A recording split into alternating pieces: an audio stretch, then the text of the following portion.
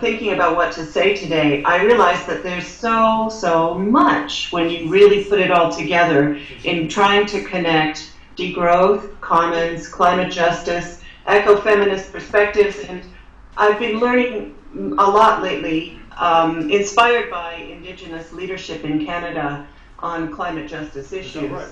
I've been learning about the Indigenous traditions in North America, and I'm finding them so interesting and inspirational. So I want to try to share a little bit of these perspectives with you today. Let's see if I can you see another slide now? Yeah. Okay. So this is just the general outline of what I'm going to say. I'm sorry that it's so, let's see. Is that better? Can you see me? That's good. Yeah? That's good, yeah. Okay. All right. I think that probably all of you at the workshop are struggling as I am, and many people are, with this major challenge that we face in times of climate crisis. How can we envision a way in which human society can equitably meet livelihood needs of everybody on the planet without transgressing ecosystem boundaries, without damaging Earth systems, and how can we recognize the political needs, the needs for everyone to have political agency, to be engaged meaningfully in governance choices, as well as having their material needs met. I think we're fumbling towards a society and a governance system where we won't have to perpetually be dissatisfied with what's going on, worried about changing it. A system where we will have confidence that the system itself can re-equilibrate to accommodate ecological and social fluctuations and still meet people's basic needs. So I think that what I want to do in this paper is to try to offer some inspirational, hopefully, or interesting ideas about ways in which humans might be able to do that. And I think I'm drawing upon huge literatures, as I said. So I'll send you the paper later, John. It's got a bibliography, and there are way more things where those came from. So I hope that this will be part of an ongoing discussion. So for those of us who prioritize two simultaneous goals, equity or redistribution and ecological balance, I think that degrowth is sort of a tangential topic or tactic, because degrowth focuses on relatively short-term and superficial reforms of capitalism to reduce its material impact, that is, the material impact of capitalism. I think the degrowth movement is fairly conflicted and unclear about its equity implications. Degrowth activists generally maintain that they want degrowth with equity, but the movement itself to date, I think, largely lacks participation and input from marginalized workers from either the global north or the global south who might be able to represent and integrate those concerns, if indeed that's possible. Teresa Turner, Lee Brownhill, and Wahu Kara wrote an article in a special issue of Capitalism, Nature, Socialism a few years back on degrowth. And they substitute de-alienation in Marxist terms as a better focus than degrowth, because this incorporates both justice and ecology. Justice, because all workers share the alienation which flows from overconsumption and overwork, and this shared burden provides a basis for political action and for economic restructuring with equity. And ecology, because commons are an age-old solution evolved by humans to meet the challenges of joint sustenance, risk reduction, and long-term environmental equilibrium. I'm going to skip some of the comments I have on degrowth. They're in the paper, but I want to get to the most interesting pieces on ecofeminist and Indigenous ideas. And just quickly, as I skip through this part, make the point that feminist ecological economists have for nearly 30 years now been pointing out the symmetries between the way capitalism ignores unpaid work, largely done by women in the world. That work, which represents at least 50% of the measured GDP. In other words, GDP would be twice as big as it is now if you counted unpaid work. And then that overlaps and echoes the way that capitalism ignores, marginalizes, externalizes the contributions of nature. When you dig something, when a mineral is in the ground, it's not part of GDP, but when you dig it up and sell it, then automatically, magically, it becomes part of GDP. These, there's so many eco-feminist diagrams of the iceberg.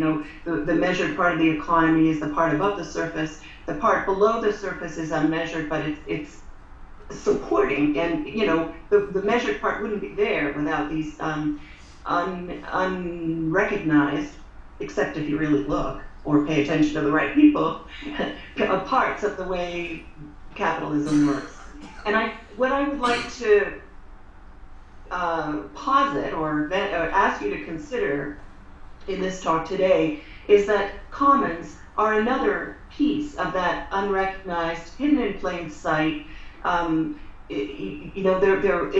commons are governance structures for shared common pool resources and shared cultural assets that usually aren't recognized as undergirding capitalism, but they are there. They have been there.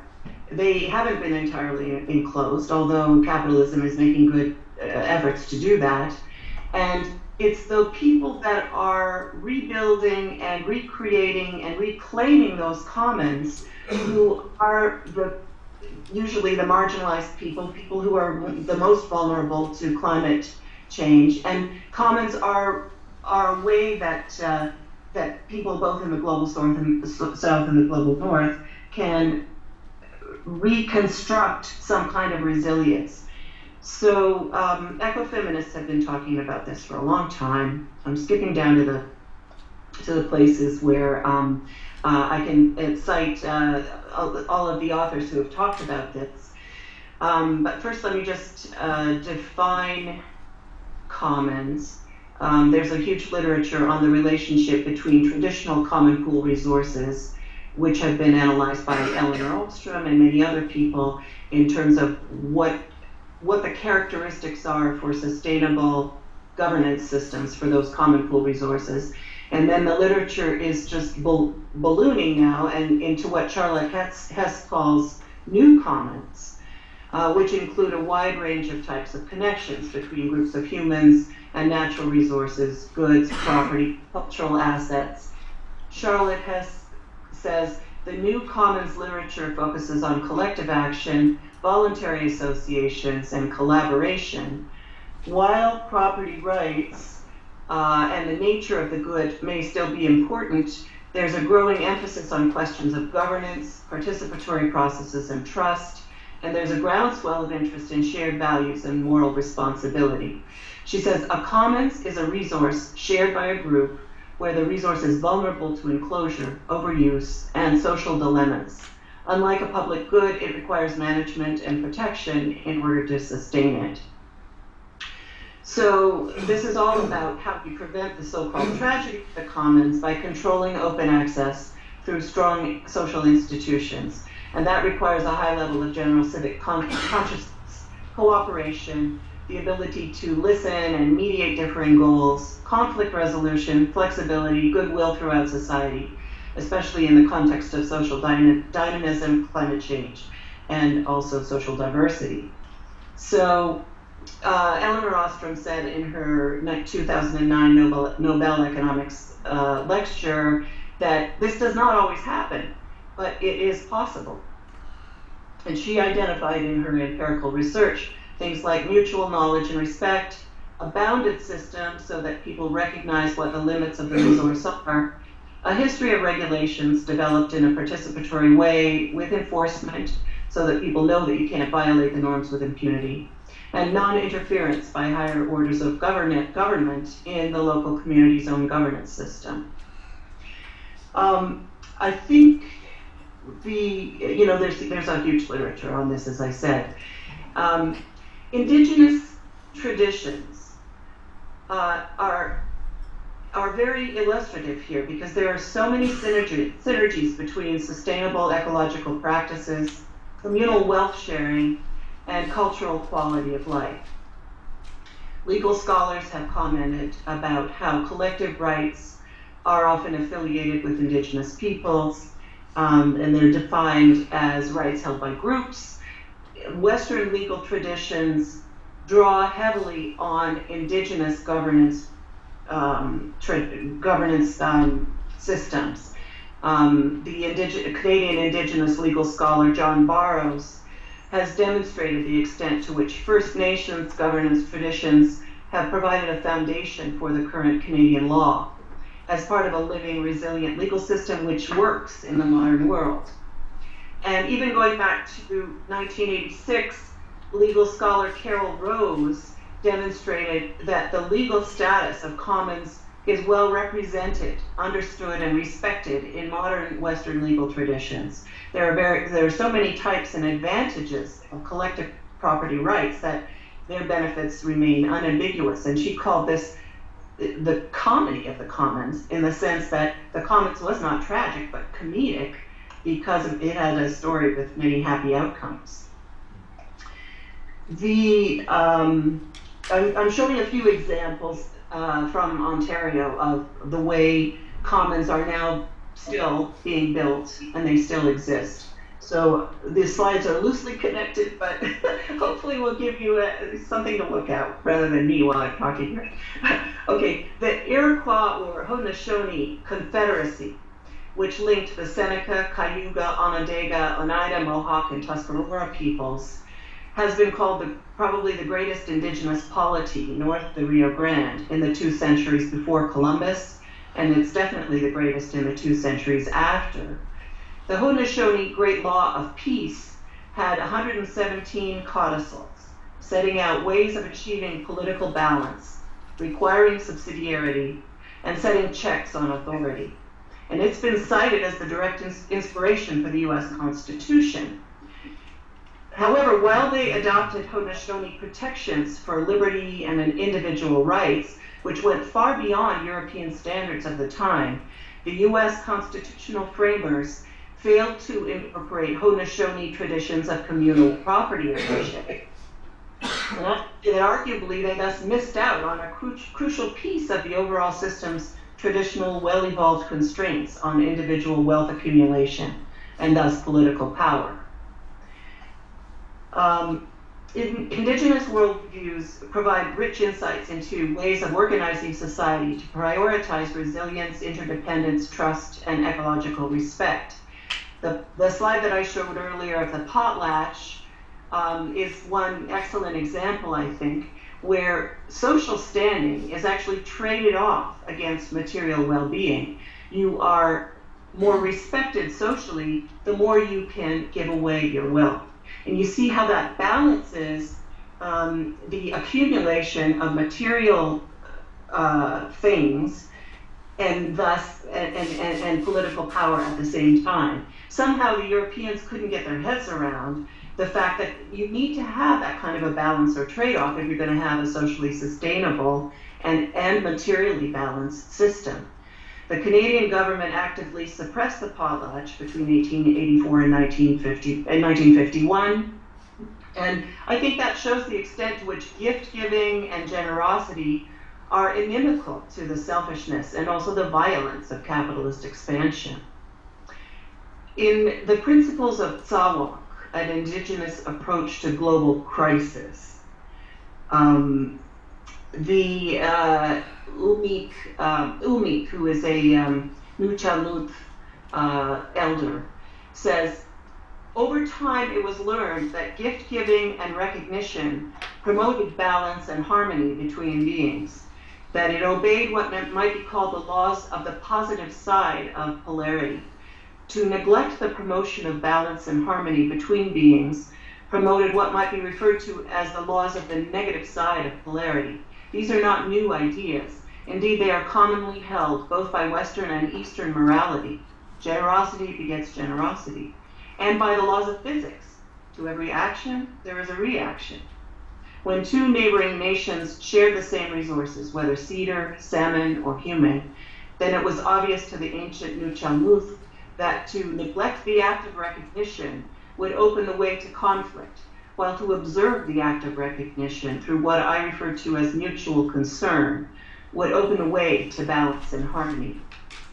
In the potlatch, the leader's family, often the women, go around to the guests who have been invited to come to the party that is put on by the community leader.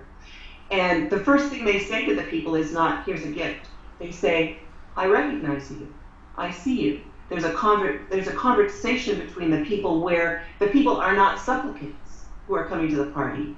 They are coming as themselves. They are recognized as themselves. And the gift giving is sort of incidental to the interhuman process of respect.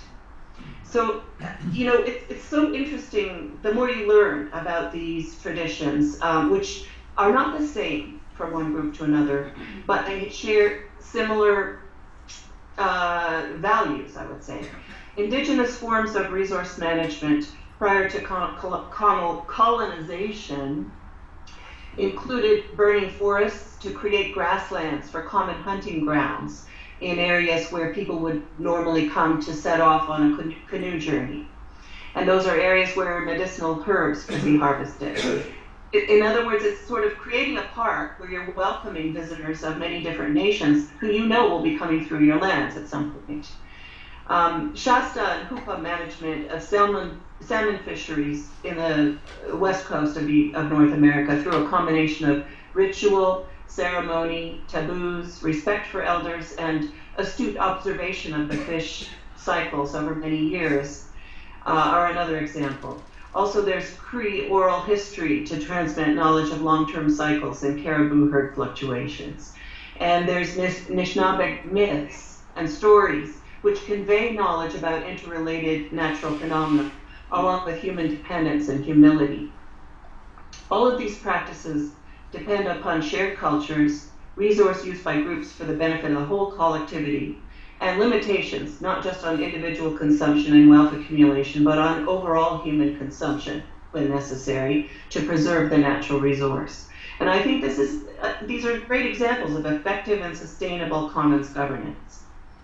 Now, there was balanced gender roles in all of these traditional societies. Maybe not totally equal, maybe not, you know, we might be, as a feminist, you can always critique these claims of equity.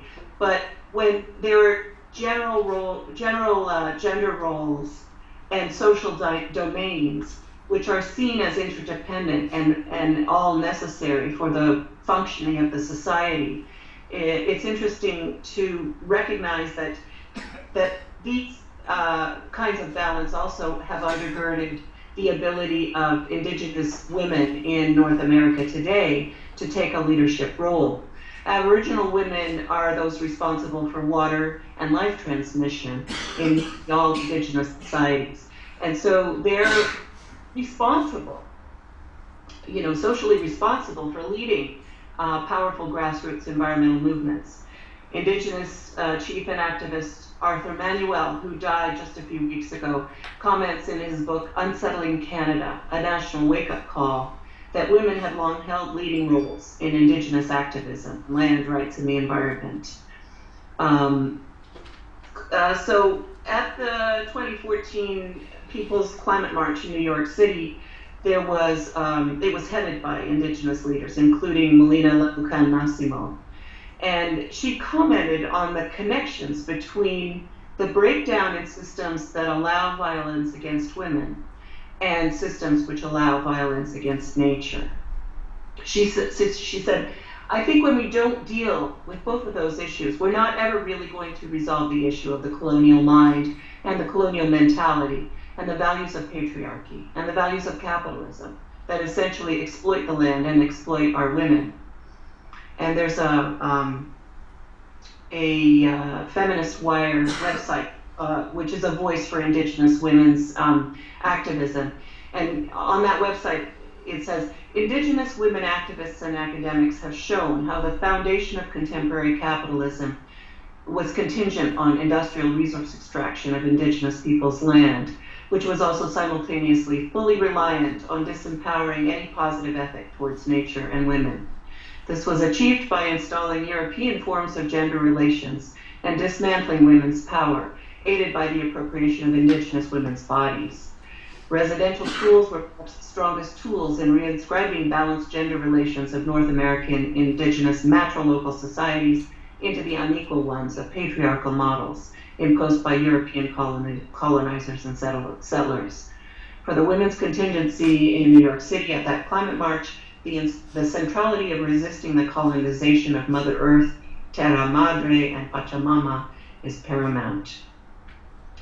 So there are connections, and Indigenous women see the connection with the activism around the missing and murdered Indigenous women in North America, and the sacrifice zones that exist now in North America around First Nations reserves, with the quintessential example being the tar sands.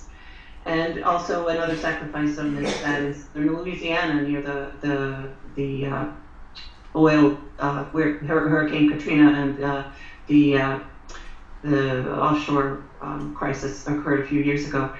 An activist there said, Sherry Foytland, we need to understand extractivism as a form of violence towards women and children. It is part of rape culture, and it is a continuation of colonization. It's commodification of the natural world, and it is destroying us.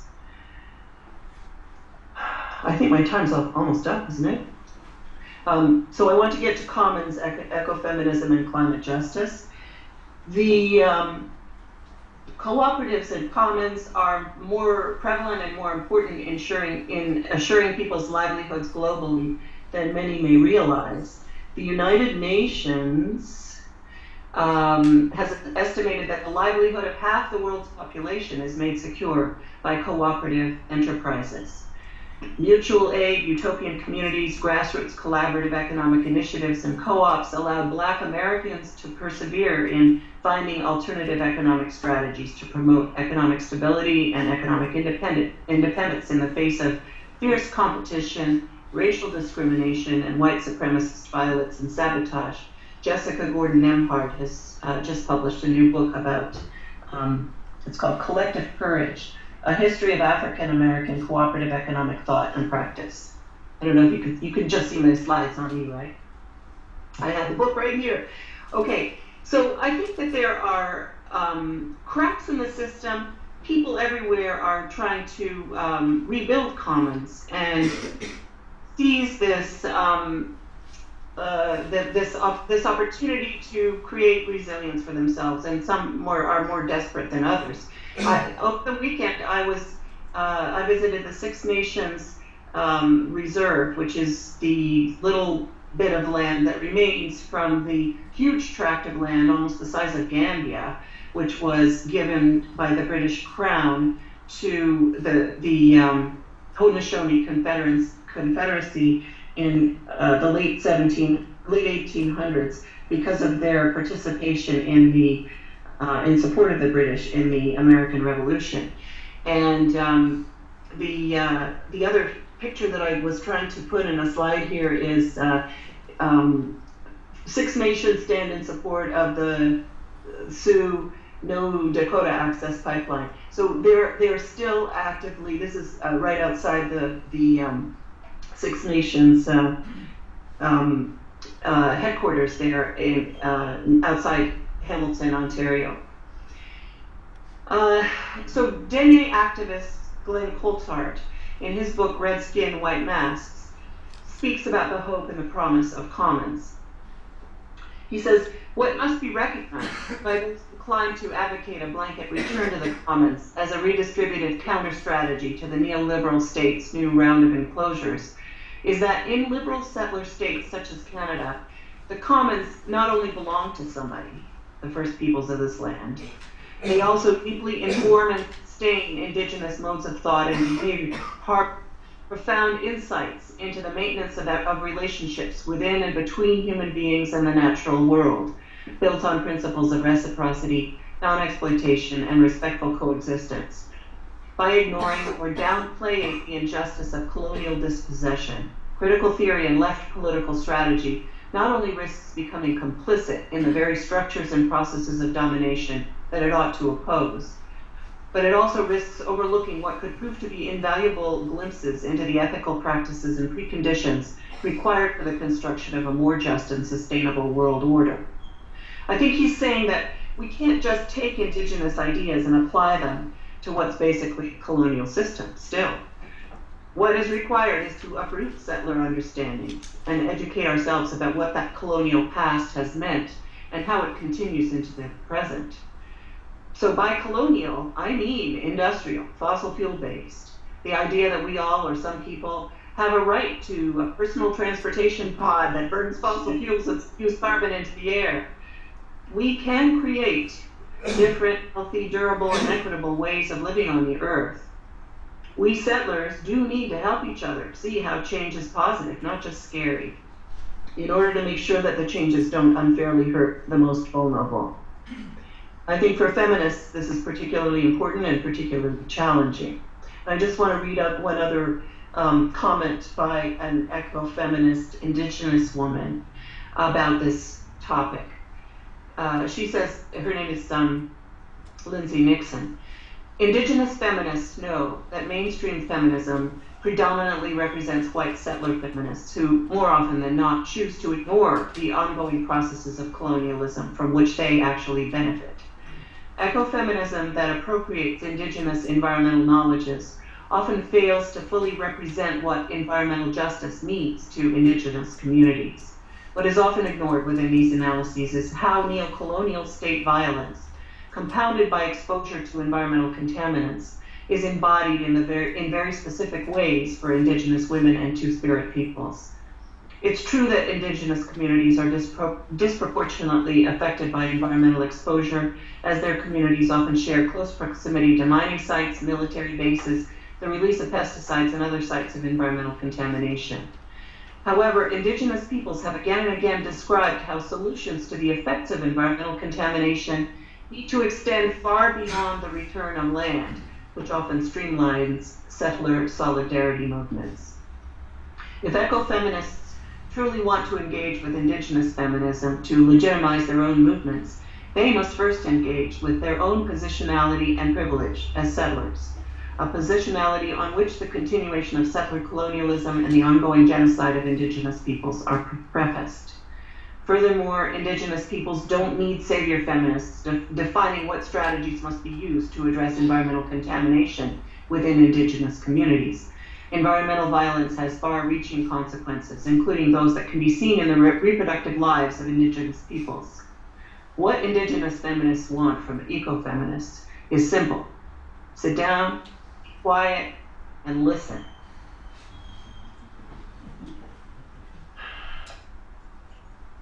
I think there's a lot of work we can do in the global north, and a lot of listening that we can do to what is happening in the global south, which is inspirational, which shows us how to get past colonialism through attempting to change it, because it is ongoing, and collaboratively address the damage that has been done over hundreds of years. It's hard. We have a lot to learn about, a lot to listen to. Elinor Ostrom, however, to return to her, because I find her work very inspirational in this regard, she has said, instead of presuming that cooperation related to social dilemmas is an impossibility, the presumption should be that cooperation will occur in settings with several broad characteristics. These include the following. First, that many of those affected have agreed on the need for changes in behavior and see themselves as jointly sharing responsibility for future outcomes. Second, the reliability and frequency of information about the phenomena of concern are relatively high.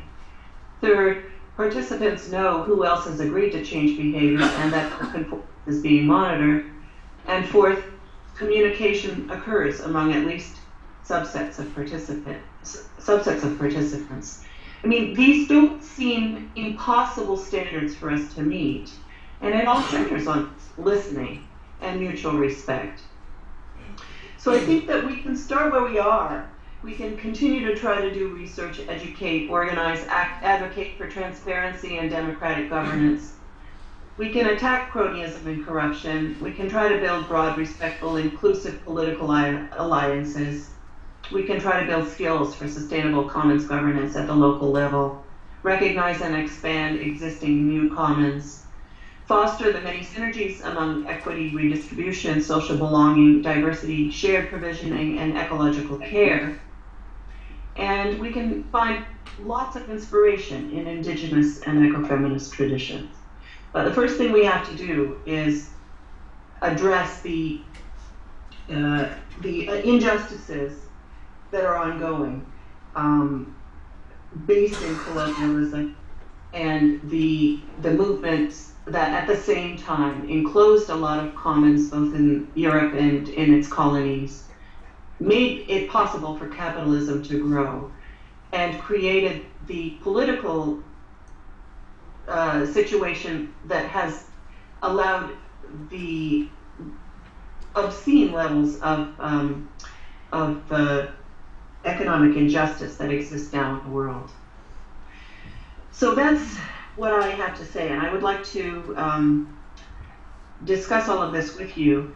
And I'll send the paper to John, and there's a lot more in there about the history of all this. Thanks.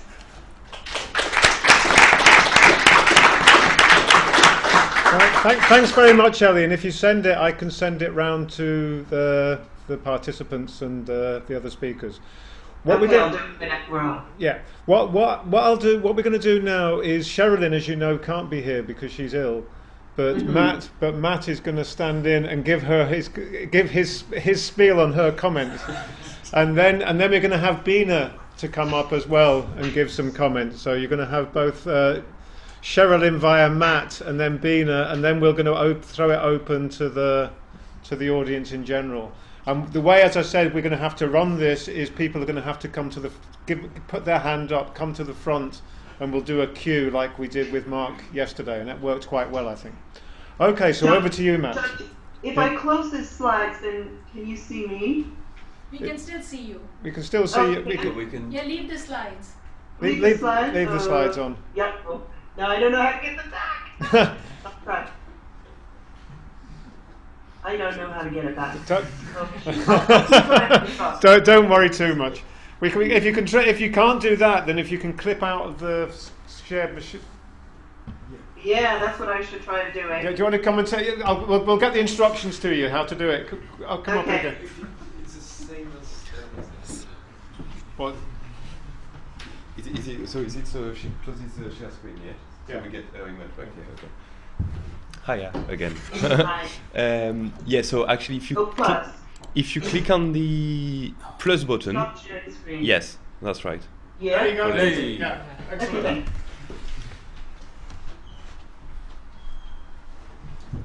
Look into the. Yeah. Okay, thank you. So these are particularly odd comments to give because I didn't write them, and they're based on a paper that you did send to Sherilyn. And I sort of hummed and hawed about whether I'd add editorials as I went along. But also that Sherilyn, I think I will refrain from doing that because it'll get too confusing. And but also Sherilyn apologised, saying that she has been in and out of hospital for about the last 6 days, and so she said these comments have about 20% brain power to them. So sorry. So, give her my best. So yeah, will do. So anyway, so they've got that rather major qualification, but hopefully they're of importance anyway. So the first thing she says is then to say that what's welcome about what this contribution to this event is that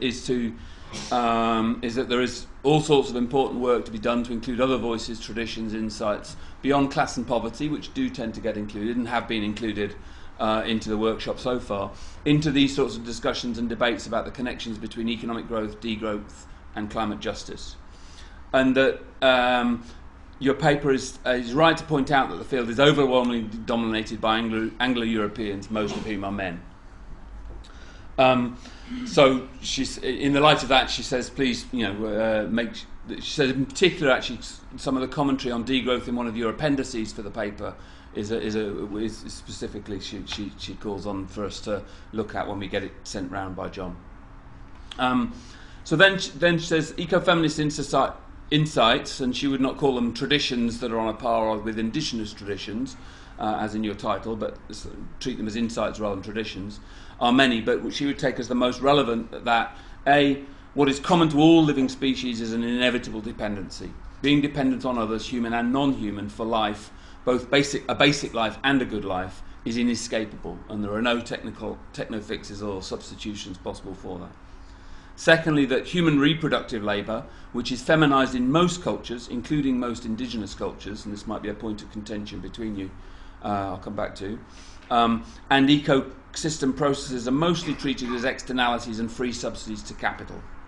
Both are exploited by capitalism and patriarchy and colonialism to the point of crisis. And no matter what version of ecofeminism one subscribes to, this seems to her to be the most powerful of its basic insights. Then she says that many ecofeminist theorists now talk about the need to address a triple crisis of capitalism, climate and care. And that might be the thing that's being added in from what we've discussed so far in the last couple of days. And so the idea of any degrowth vision or vision of a sustainable society needs to address all three of those in order to be just. So what is then the care crisis? The caring for inevitable human dependency in the context of ageing populations, population degrowth in some countries, rapid growth in others, austerity in a dismantled welfare state, restrictions on movement of cheap caring labour, for example, domestic workers from the global south, and so on. So you only need to read newspapers today to be reminded of the care crisis in the UK and elsewhere, from the NHS to the foster parent system to the shocking levels of neglect and loneliness among older people. So the key question then for her that she wants us to raise is, why is the degrowth and the green growth literature so silent on the care crisis, on the third of these? So, for example, stimulating economic growth via investment in green technologies and infrastructures might address the climate crisis, but is very unlikely to do anything to change the way people live in their everyday lives or how they take care of each other.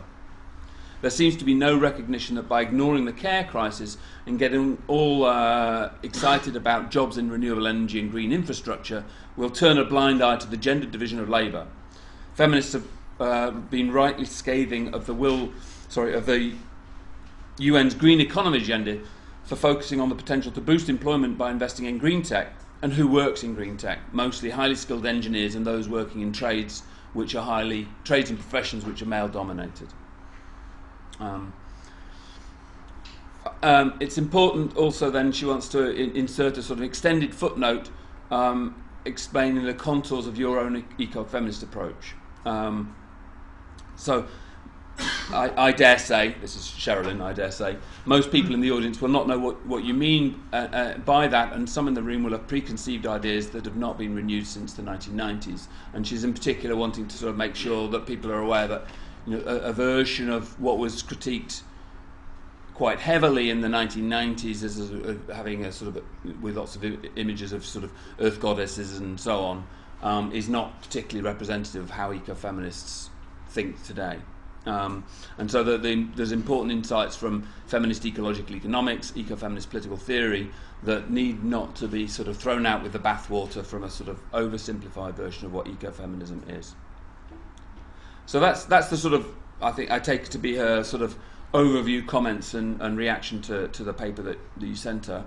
And then there's a number of other specific comments. So one is she'd want you to say a bit more about how the insights from both traditions, Indigenous and ecofeminist, could be incorporated into or break open the contemporary literature on degrowth and green growth. So not only what they offer specifically to visions and programs for green or degrowth, but also how would those traditions be taken seriously by the advocates of either degrowth or green growth. And they seem to her to be to Sherilyn to be very far apart, and indeed, and it's hard for her to see in what you've got so far. So how would you sort of bring those two things together more fully? Second, she says, as a specific comment, is that there seems to be an asymmetry in how you treat ecofeminist and indigenous traditions or insights, and in specific ways. So on the one hand, she sees that, and I'm reading her notes, so I'm hoping I get what she means right here. That on the one hand, Western feminist theorizing needs to be treated as a highly dynamic and evolving scholarly field, whereas indigenous traditions are much more grounded in direct experience and practice, and as a consequence less engaged with Western intellectual pursuits like degrowth or sort of mainstream notions of public policy, but is nevertheless itself also quite heterogeneous. And I think she was generally seeing, at least in the written version, that there was less attention to the heterogeneity of indigenous traditions than there was to the heterogeneity of ecofeminist traditions. But again, I may be not quite reading her notes correctly to say that. One other difference she saw that was interesting to explore maybe is the way that ecofeminists focuses in general on to critique and redress the feminization of reproductive labour that sustains both gender inequality and patriarchy and capitalism, whereas the focus in thinking about that in relation to indigenous traditions tends to become a focus on women's leadership and knowledge rather than on the gender division of labour. So that was an interesting thing she wanted to say a bit more about. I think I've said that bit. And then the third comment she had was that when you come to talking about commons and commons in relation to indigenous practices, there's a sort of tension, an interesting tension she wants you to say a bit more about, is the relationship between commons as an activity, a verb, and commons as a noun. So when it's a verb, it becomes a sort of, and she says she refers you citing Linbao, if I've pronounced that correctly, on that sort of distinction. So on the one hand, it's about a thing that gets done to make a commons. I take it to be commoning, and on the other hand, it gets talked about as a rather static. This is a commons versus this is private property. I take it to be. And so how do those what's the relationship between those two terms? And she was a bit confused on that, I think.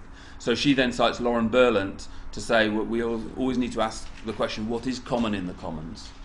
And to be a little, and I think she's a little sceptical sometimes of how in the paper it was, if we like the idea of commons and commoning as an alternative to colonial capitalism, then we need not to forget that there are also inequitable divisions of labour, power, work and duty in most common spaces as well, and that needs to be paid attention to.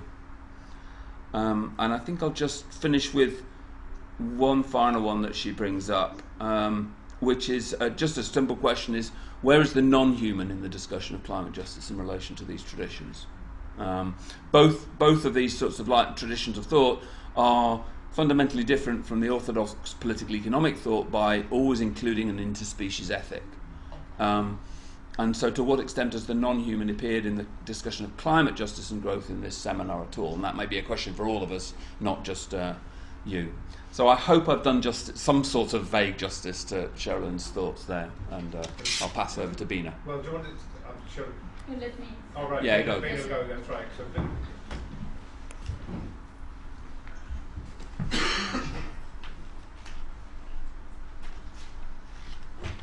whoops. Didn't see it. Hi, Ellie. Hi, Bina. I was planning to have dinner with you today, but I didn't realize you were not going to be here. Really, so lovely to see you. And thanks for, I think, what was really a wonderful, really inspirational presentation. I really enjoyed it. And I very much liked your bringing in the idea of the commons, the noun and the verb. We can talk about that. Both reminding us of different ways of interacting, of institutions and social formations through cooperation. And I think one of the answers in terms of Charlene's thing is that one could talk about the commons as a noun in terms of private property versus other, let's say, but cooperation, because you use the term cooperation as a mechanism of arriving at that. But you can answer it yourself. I think I very much also like the idea of the new commons, in which you talk about culture, you talk about voluntary association of various forms, and one could really extend it. As you remember, in terms of the care economy, Nancy Folbray, who's an economist in the US, talked about children as public goods, which is the notion that both in terms of the responsibility of society and the state for care work, which is involved, for instance, in bringing up children in reproductive work, and the idea that children, if they are not public goods, could be public bads. So there is a common nature of creating a citizen and creating people. You know, of course, Nancy's work on that. I just thought I'd lead that in and bring it in. There are other elements of the commons. For instance, I'm currently working on alternative models between very large corporate farms and small family farms, in terms of bottom-up collectives, or I call them production collectivities of farmers pooling their land, labor, and capital. And there are very interesting examples of that as an intermediary measure of sustainable agriculture. So I'm mainly saying that we can take this concept which you've put forward and extend it further, and I'm sure you have many more examples. There's also, of course, you brought in the notion of nested community. You brought in Ellen Ostrom's principles, and one of that is the notion of nestedness. And one practical example of that in the way in which federations have been created. For instance, there are, as you know, federations of self-help groups, which are horizontal and pyramidal, or federations of forest user groups, and so on. So there are ways in which some of these theoretical ideas actually can be found in practice on the ground. I think it's also, of course, very interesting to bring in perceptions about indigenous systems and indigenous people and women's perspectives into our debate. Having said that, then so there's very much there's a great deal. I agree with you, and I think reading your paper we'd have much to learn. Now, on the points where I think there could be some departures from what you've said are the following. So, for instance, if you take indigenous communities, of course, we have indigenous communities in many parts of the world, and they are contextualized, and the implications of where they are today are varied.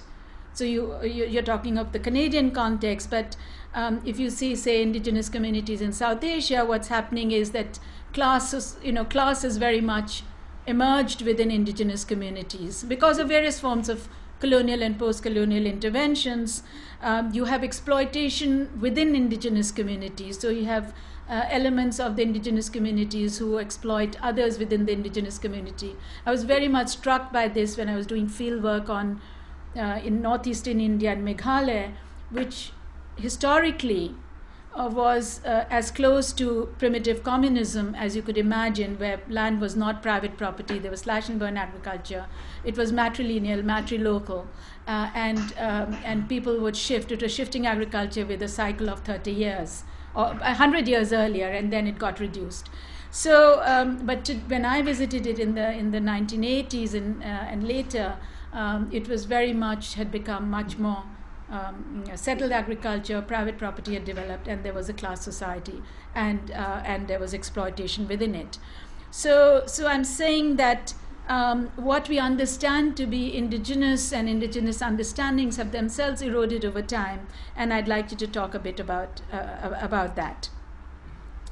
And in this context, if I may just mention, it was very interesting that sacred groves used to be one way by which indigenous communities actually protected forests. So the idea was that you'd have animism, for instance, that trees had gods, and so the gods would protect the trees, and it was a natural boundary, a natural social boundary. You didn't have to have Elinor Ostrom's types of social fencing. There were other forms of fencing.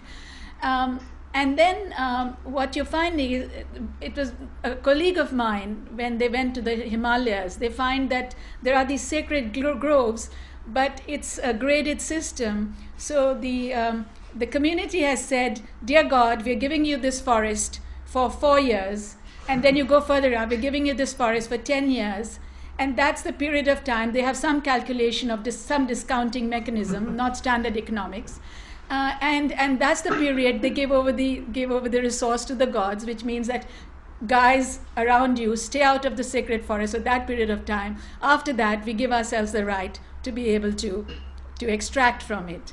So I think there are ingenious ways by which indigenous communities have actually used their traditions that rather less studied, I must say, but quite interesting, where issues of self-interest do come in beyond issues of intrinsic value of nature.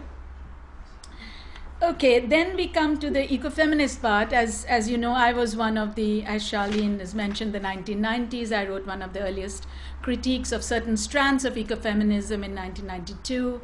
And there, of course, and then we've had discussions around that. I think it's moved forward, but I think my critique at that point of certain strands of ecofeminism was much more about the fact that it was ahistorical, that it didn't bring in differences, class differences, and it was perhaps in some elements too essentialist.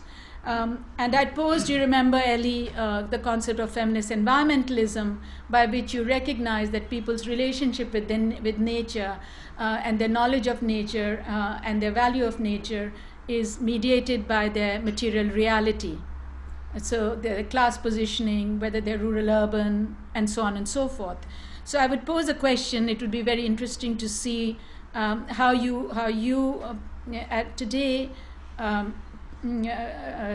position yourself between those earlier ecofeminism ideas and feminist environmentalism, which did get some traction in Canada as well. The most important, I think, issue which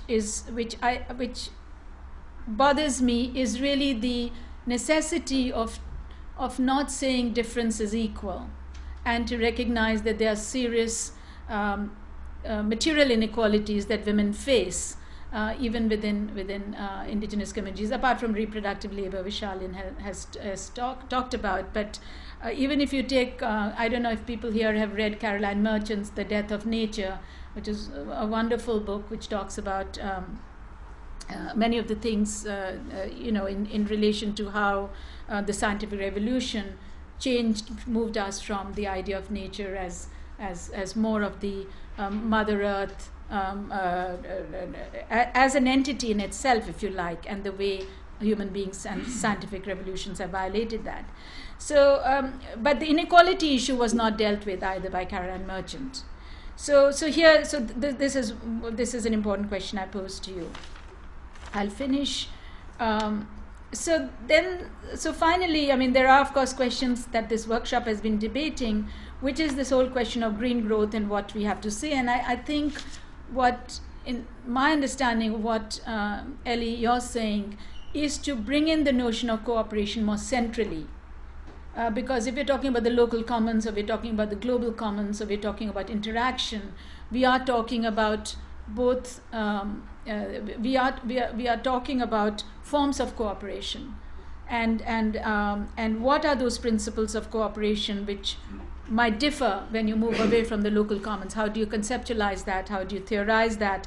How do we move away from standard economic assumptions of self-interest as the basic motivator of human behavior to other regarding behavior and so on. So I haven't read your paper. I look forward to reading it, but these are my comments on the basis of your wonderful presentation. Thank you.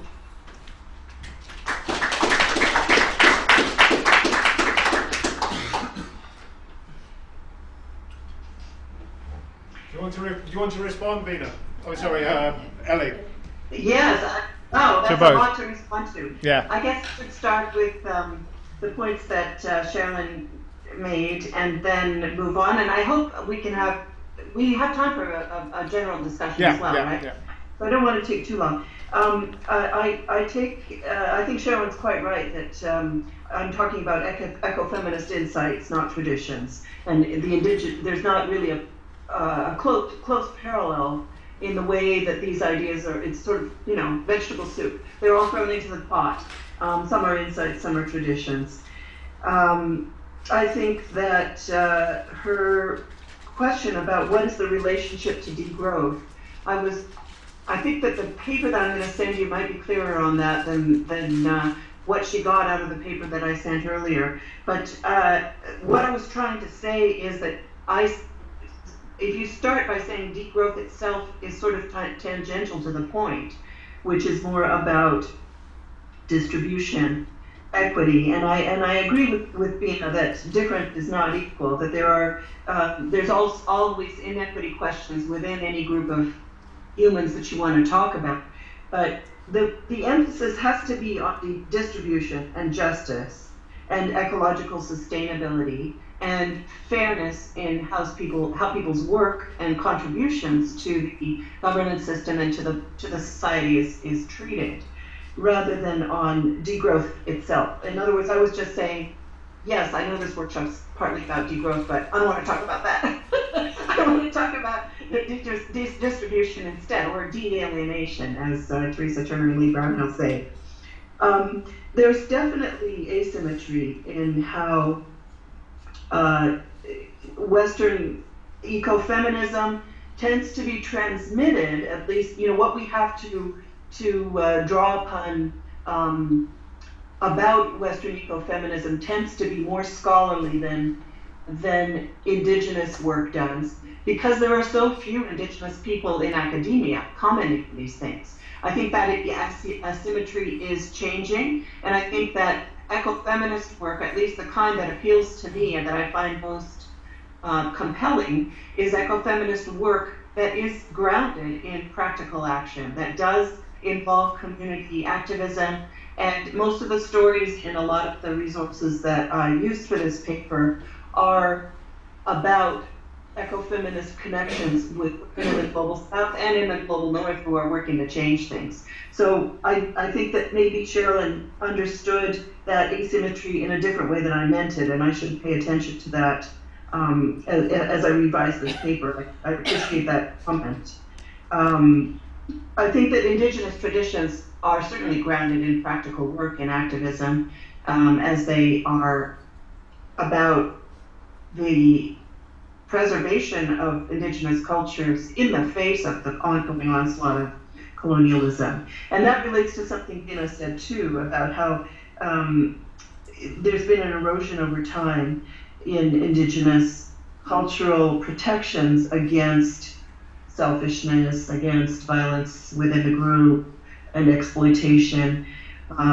Certainly in North America as well, there are debates between First Nations who feel that other First Nations are selling out, either by having casinos on their land or by selling land rights or making community benefits agreements for extraction on their lands.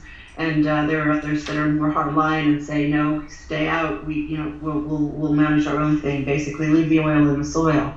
Those kinds of political struggles are ongoing. Why shouldn't they be there? And Indigenous ways of livelihoods are, as I said, heavily under assault. It's very difficult. The politics within First Nations governance systems are very interesting too.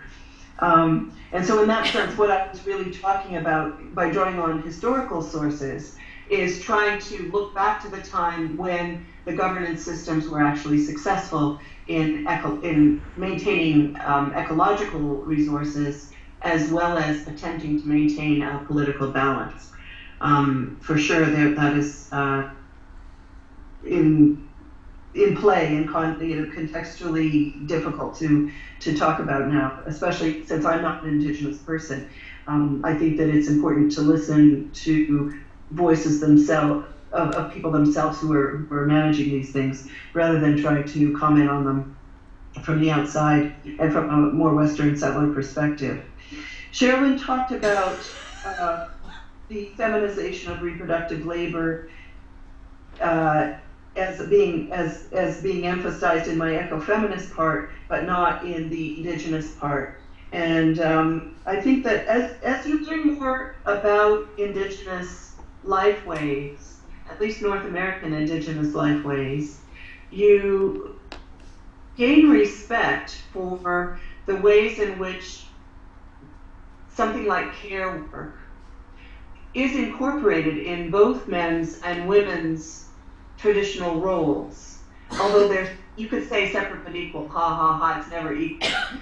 But if there's a balance between how people live and what their responsibilities are for this within the society, it almost seems that this emphasis on care is kind of like degrowth in a way. It becomes almost sort of tangential or beside the point, because the society works with some people caring for some things, other people caring for other things, and care for nature and care for each other being part of the given or what's understood as the way the society functions.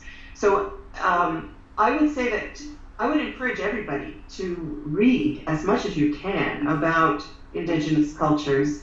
I think Bina would probably agree that there are so many things that you learn as you engage with what's going on with the process of colonialism in eroding the ways that those cultures worked in their complexity. But it's still very illustrative and interesting and educational for those of us who are concerned about the ecological survival of humans on the planet, and the way that we're going to construct a governance system that will allow that with equity. Bina, there are a couple other points that Sherilyn made, but I don't want to take too long here. Thank you, Bina, for raising all the Nancy Fulbray's work about the crisis in care, and the ways in which care itself can be seen as a public good, or something that we all should share responsibility for and attention to. Thanks also for emphasizing Ostrom's work on polycentricity, where you refer to it as nestedness, but the way that different kinds of governance systems in overlapping like fish scales strengthen each other rather than creating inefficiencies or disrupting hierarchies. It's good to disrupt hierarchies in many ways, is what I draw from some of Ostrom's work. And I think that in itself is disruptive to neoclassical economic traditions. Let's see, you asked me about my position as an environmental feminist. And I think that is such a long discussion, Bina. You're right that the debates of the 90s on essentialism and women being closer to nature, sort of by virtue of bodies and responsibilities, I think we've moved beyond that in many ways. Sherilyn said this too. And my focus has been more on leadership and motivations for a place to stand. The idea that it's the people who are most affected by the climate crisis, by extreme weather events, by changes in governance systems that sideline their interests. Those are the people who have the political legitimacy and hopefully also the agency to be be catalyzing the changes that we need to see. So I guess my response to you is that I think political expediency requires that we consider what everybody can bring to this struggle and what their insights and their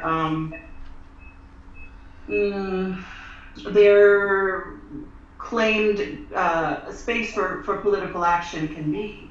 And on that ground is where we have to build the alliances, the allyships, and always based on respect, of course, and understanding that different people bring different skills and powers to the discussion. So I like the way you ended on the idea of bringing in cooperation more centrally. It's forms of cooperation and the skills that we need in order to cooperate successfully that are going to be really crucial as we face the climate crisis. Okay, thanks very much. So what I'll do now is I'll take contributions for the floor, right? If there are some. Right. Yeah. So Max, do you want to? Yeah, you need to come through. Is there any others that people want to? Yeah, Richard, do you want to come up? So we've got a queue. So introduce yourself, yeah. Yeah. Hi. Hello. Hello. I'm Max Koch from Sweden, Lund University.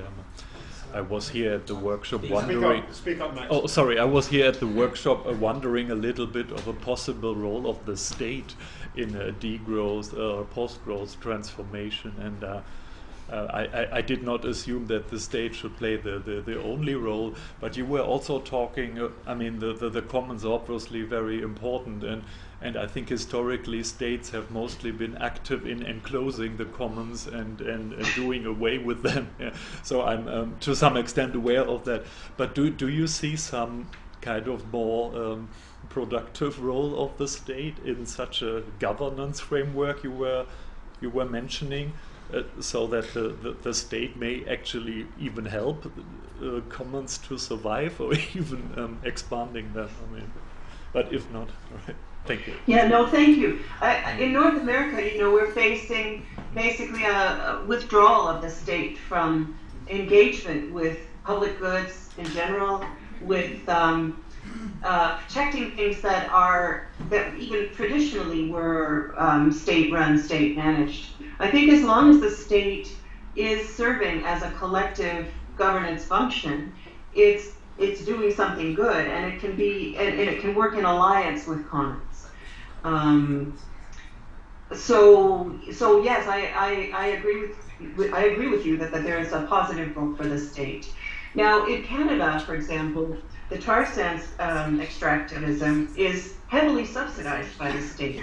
So I think what people need are the tools, and academia has a responsibility to help provide these tools to distinguish between state actions that are really disguised ways of helping the private sector, helping extractivism or corporate interests, which then have the effect of worsening income distribution, right? And distinguishing between those and state actions which might be seen as sort of allowing capitalism to live to fight another day. In other words, making capitalism more palatable around the edges, like public housing or infrastructure provision, the kinds of things that help the general population and could be seen as contributing to improvements in income distribution, or at least avoiding the worsening income redistribution.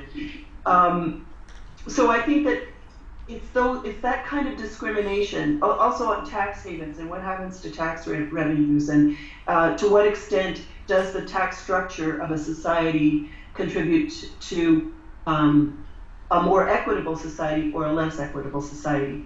It's those kinds of skills and indicators that I think economists, especially progressive economists, need to be working on trying to provide to the society so that decisions can be made at the political sphere, within the political sphere. I think in Europe you have a much better and more firmly entrenched protections for the public sector and for the state acting in ways that advance the welfare of the polity in general. And we have to really fight those battles now in North America. I don't know if others have comments on this. Yeah. Okay, so do you want to Go Richard. Okay, thanks. Introduce yourself. Yeah. Hello. Hi, Richard Christian. And You speak up, Richard, as well. yeah. Okay. Can you? Yeah. Okay. For people at the back, right? Yeah. I'm a postdoc here in economics and philosophy. Yeah. I had a terrific talk. I really enjoyed it. Thank you extremely. A couple of years ago, I spent some time with the Unistoten Wet'suwet'en Nation in northern BC. They're, for people who don't know, they're blockading a pipeline which is running from the Albertan tar sands to shipping ports in, I think, Kitimat, so western coast and the Pacific coast rainforest. And I had some extremely interesting talks with them, but I left feeling a bit darkly pessimistic about the hope for resolution, really, in Canada, because their view really was that the entire system had to be dismantled. I mean, what they said is that we've gone from there being a system that sustains us to our having to sustain a system. They didn't just want to see the end of industrialism. They want and patriarchy. They want to see the end of the all colonialism, right? And I said, well, what should settlers do you think, in Canada? And they just said, well, they should just go home. But yeah. So and really, it's true in a way. The sort of life that they wanted, they just said, we just want to be Unistoten again. It didn't really seem to be compatible with maintenance of something like Vancouver, right? So I worked a bit with, or not worked, I should say, I had a bit involved with Indigenous activists in Vancouver, where there's, people don't know, appalling racism against the Indigenous people, and the vision there was a lot more modest. It was, yeah, I think more in line with the sort of thing that you've outlined. I just wondered how you see it, how you see things being brought to a state of resolution in Canada. If it's at all possible. The blockade that the Unistoten have been maintaining for years now, in the face of government after government at the federal level, which has been pro-pipeline. Yeah. And I guess the Trudeau government just approved that pipeline, but their land claim is still ongoing, so it faces many challenges before it'll actually be built, and it's not at all clear that it will. I think that history of needing to maintain their strength in the face of almost impossible odds, right? I mean, it's cold there too. Were you there in the summer? No, winter. Yeah. Yeah. Like minus 40, minus 50. Yeah. Yeah. I mean, maintaining a blockade against boat builders and bulldozers, basically, in those kinds of conditions, leads to people being very. You have to be strong, both verbally and physically, in trying to maintain that. I think the Unistoten are seen across the country as fighting their, carrying the banner, doing something that needs to be done, and other First Nations like the Elsipogtog in New Brunswick, who made a blockade against fracking exploration, or other First Nations in Quebec and in Ontario, the Aamjiwnaang in Sarnia, Ontario, who are actively opposing the fossil fuel processing in Chemical Valley there in Sarnia.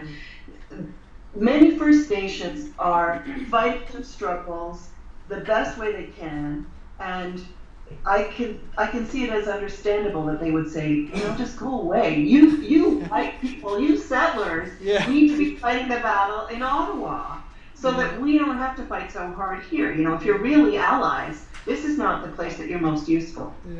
Perhaps that was sort of what they were saying. I don't see it as hopeless as I think you conveyed, because many of these systems are in crisis anyway. They will have to be visited For example, water-based sanitation. The city of Toronto spends more money for fuel to pump water around the city than it does for any other use, including building heating, or the transit system. You know, water use is also fossil fuel use in the modern way that we have developed over the last 150 years with water-based sanitation. So if we're really going to get away from fossil fuel consumption, we have to mentally embrace a different way of running our societies. And it's not necessarily a less modern way. It might depend on technology. But we have to, you know, we have many challenges that we settlers, white people, academic people, need to engage with in order to make it possible for the society to move on and become more sustainable. I don't know if that. I would like to hear what other people think too. I think that there are many ways to see this, and I think there are lots of challenges, but this is what we're engaged in. The system is in crisis anyway. Is it better to create a non-water-based sanitation system for Toronto, where water bills, by the way, are going up 10% a year, in order to replace the 100-year-old infrastructure that allows water to be pumped to all the high rises and sewage to be taken away so that it can be treated a bit and then dumped into the lake again. You know, these systems do not warrant being renewed and sustained, and all the money spent on them in order to perpetuate systems that don't make sense in a post-fossil fuel era. Thanks a lot. Thanks. Okay. Does anybody else want to come up and any other questions? Okay, so and then Bina, I think, and then we'll bring it to a close after that. Hi Ellie, I'm Rupert Reed. My question is, in terms of the possibility of our listening better to Indigenous wisdom, and in terms of the possibility of resisting extreme extractivism, in these desperate times when it looks like we're committing ourselves to climate oblivion, one thing which has given me a little bit of hope in recent years is the fact that the biggest Hollywood blockbuster of all time is a movie in which the central thrust of the plot is listening to Indigenous wisdom and resisting extreme extractivism, namely Avatar. And that, for example, the film was effectively banned by the Chinese government because they were terrified that it would incite people to resist extreme extractivism and land grabs. Does that resonate with you? And also, I'd be very interested to know if you have any information on what Indigenous people in your part of the world thought of the movie if they encountered it. Well, I haven't spoken with any Indigenous people about Avatar. That is a good conversation topic, I think. I'll ask people at the next demo. But you know, the Chinese government bans lots of stuff, and they're very concerned about a democratic response on environmental grounds. I was at the climate change meeting in Marrakesh in November, and I spoke there with a couple of activists from Greenpeace China, and I said to them, where are the Chinese NGOs? And they said, there are no Chinese NGOs. We're allowed to be the agency of an international NGO. The international NGOs can have offices in China, but Chinese people can't start their own NGOs. I was like, whoa. And I talked with them about the film, an earlier film, Taming the Green Dragon, I think it was. There was a film a few years back about the Chinese environmental movement, and it didn't say that there were NGOs, but it talked about grassroots opposition to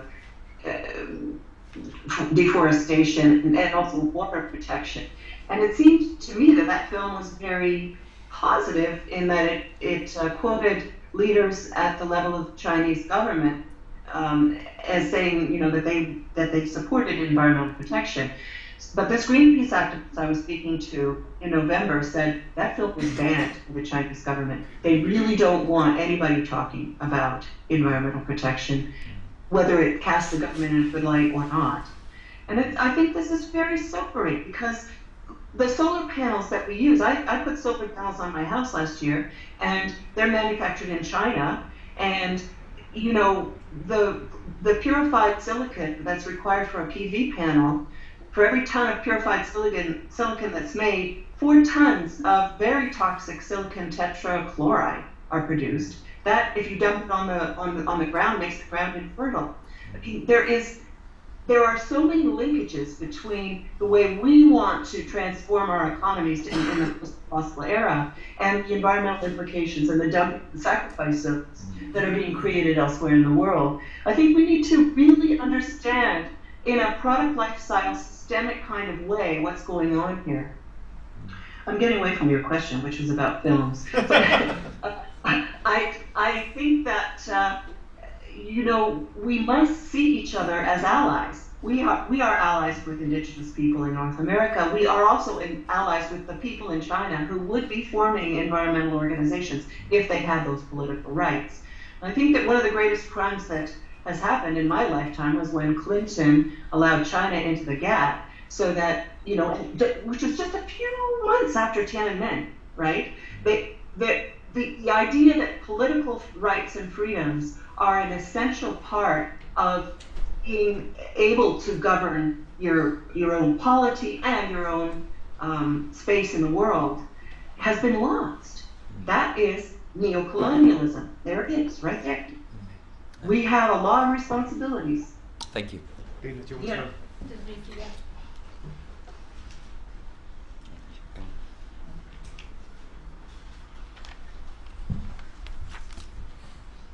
Yeah, hi.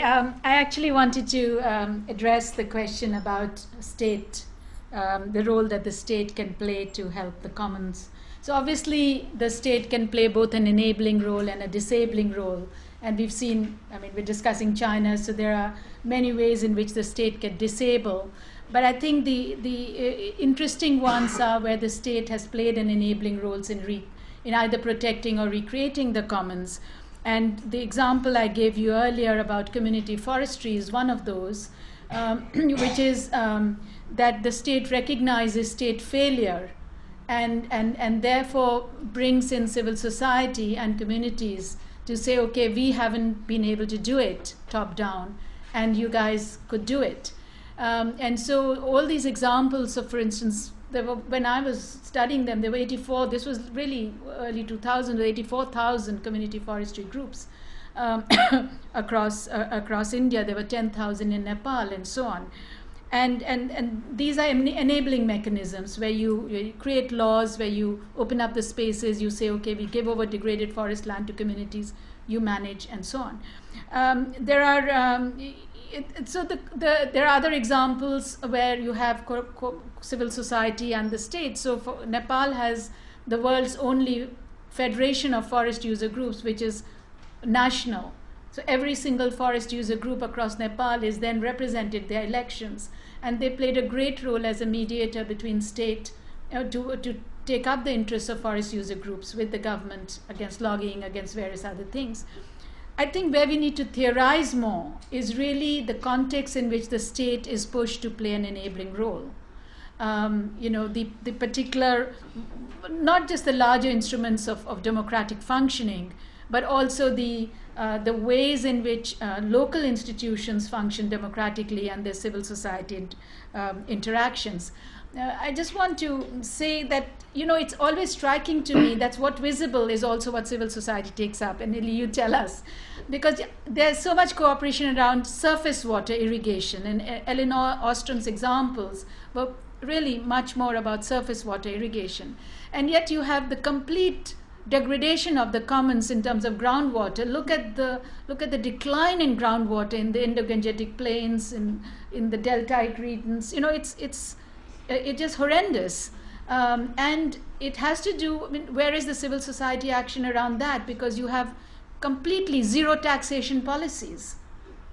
So here's the thing where you have a state which is very, very enabling in relation to forest resources and surface water, and completely disabling in terms of putting economic disincentives in place for people to extract groundwater endlessly so that it almost disappears.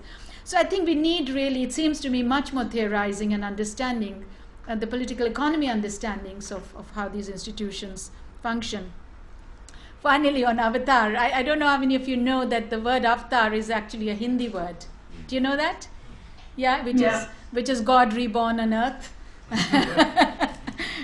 Well, maybe there are some gods, indigenous gods, who would protect us being reborn. Thank you.